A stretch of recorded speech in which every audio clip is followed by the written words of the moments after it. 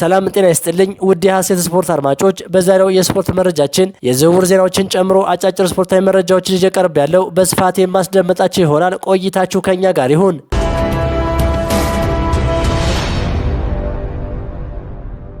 የአሜሪካ ብሔራዊ ቡድን አሰልጣኝ የሆኑት ማውሪሲዮ ፖቼቲኖ ስለ 2026ቱ የዓለም ዋንጫ ዝግጅትና ወደ እንግሊዝ ፕሪሚየር ሊግ ስለመመለስ ያላቸውን ፍላጎት በተመለከተ በሰጡት አስተያየት መነጋገሪያ ሆነዋል።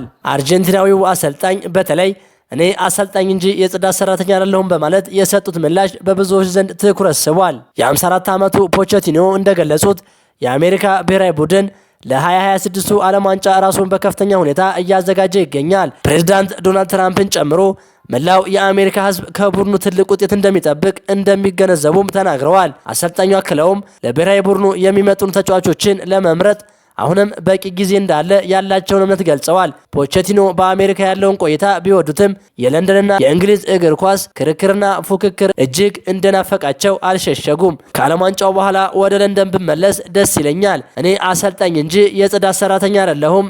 ስለዚህ ነፃነቴን እፈልጋለሁ በማለት የወደፊት እቅዳቸውን አመልክተዋል። ፖቼቲኖ ከዓለም ዋንጫው በኋላ ወደ እንግሊዝ የመመለስ ፍላጎት እንዳላቸው መነገሩን ተከትሎ የቀድሞ ክለባቸው ቶተንሃም በድጋሚ ሊቀጥራቸው እንደሚችል ጭምጭምታዎች እየተሰሙ ነው። በተለይ ቶተንሃም በሊጉ የመቆየት እድሉ ካልተማመነ አመራሮቹ አርጀንቲናዊውን አሰልጣኝ በድጋሚ ወደ ክለቡ ለመመለስ ፍላጎት እንዳላቸው እየተገለጸ ይገኛል።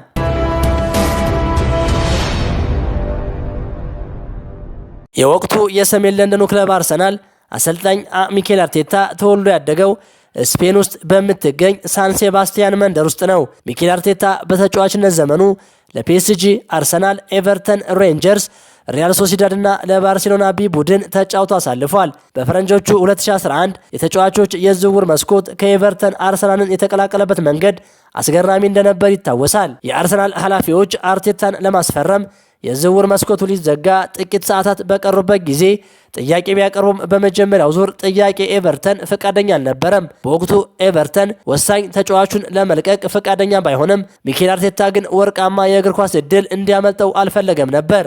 አርቴታ ለኤቨርተን ኃላፊዎች አርሰናልን መቀላቀል እንደሚፈልግ በማሳወቁ ኤቨርተን ወሳኝ ተጫዋቹን ባለቀ ሰዓት ለመልቀቅ መገደዱ ይታወሳል። የዝውውር መስኮቱ ሊዘጋ አንድ ሰዓት ብቻ መቅረቱን ተከትሎ የአርቴታን የጉዳት ታሪክ ከኤቨርተን የሕክምና ቡድን አባላት ተቀብለው በመገምገም ምንም አይነት የሕክምና ምርመራ ሳያደርጉ ማስፈረማቸው አይዘነጋም።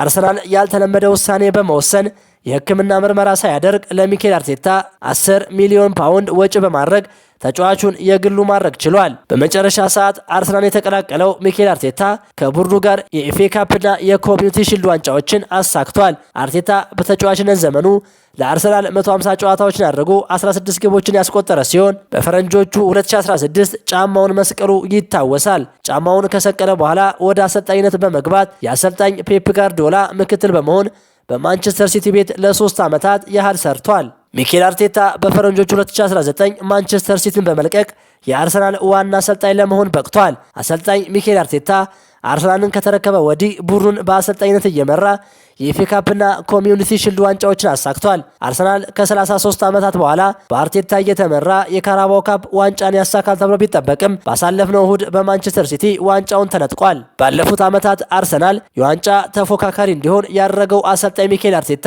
በዚህ የውድድር ዓመት የሊጉን ዋንጫ ለማንሳት እየተቃረበ ይገኛል። ያለፉትን 3 ዓመታት በአርቴታ እየተመራ ሁለተኛ ደረጃ ይዞ ያጠናቀቀው አርሰናል በዚህ ውድድር ዘመን የራሱን ታሪክ ይደግም ይሆን የሚለው ይጠበቃል። የ4 ዋንጫ የማሳካት ጉዞ በማንቸስተር ሲቲ የተደናቀፈው አርቴታ ከቀሪ 3 ዋንጫዎች ስንቱን ያሳካል የሚለው ተጠባቂ ነው።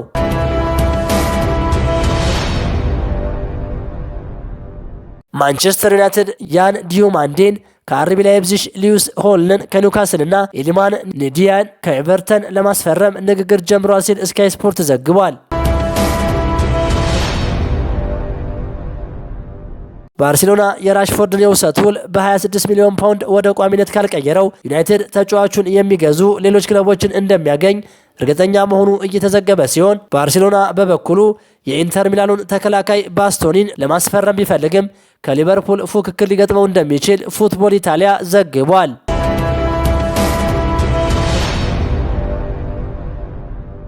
መሐመድ ሳላህ በሊቨርፑል የነበረው የታሪክ ምዕራፍ ከ9 ዓመታት ቆይታ በኋላ ወደ ማብቂያው ተቃርቧል። የአንፊልዱ ጀግና ለወራት ሲነገር የነበረውን ግምት ውድቅ በማድረግ ማክሰኞ ዕለት ይፋዊ መግለጫ ሰጥቷል። በመርሲሳይድ ሁሉንም ዋና ዋና ዋንጫዎችን በማንሳትና የፕሪሚየር ሊግ የምንጊዜም ታላቅ ተጫዋች መሆኑን አስመስክሮ በበጋው ክለቡን ይለቃል።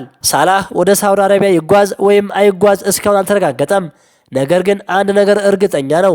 ሊቨርፑል ከፍተኛ ብቃት ያለው ተተኪ በፍጥነት መፈለግ ይኖርበታል። ማይክል ኦሊሴ የመሐመድ ሳላህ ቁጥር 1 ተተኪ መሆኑን ሊቨርፑል ገልጿል።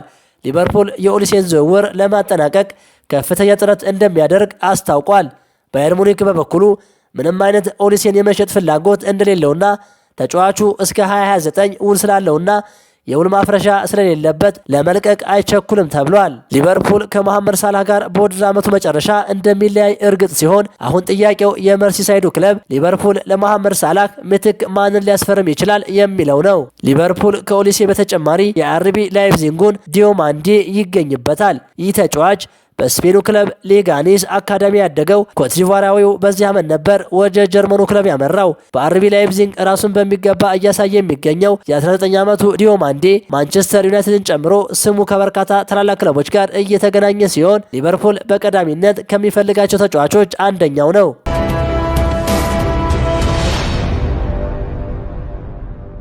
ክቡራን የሀሴት ስፖርት አድማጮች የዛሬው የስፖርት መረጃችን ይህንን ይመስል ነበር። ሐሳባችሁን በኮሜንት አጋሩኝ።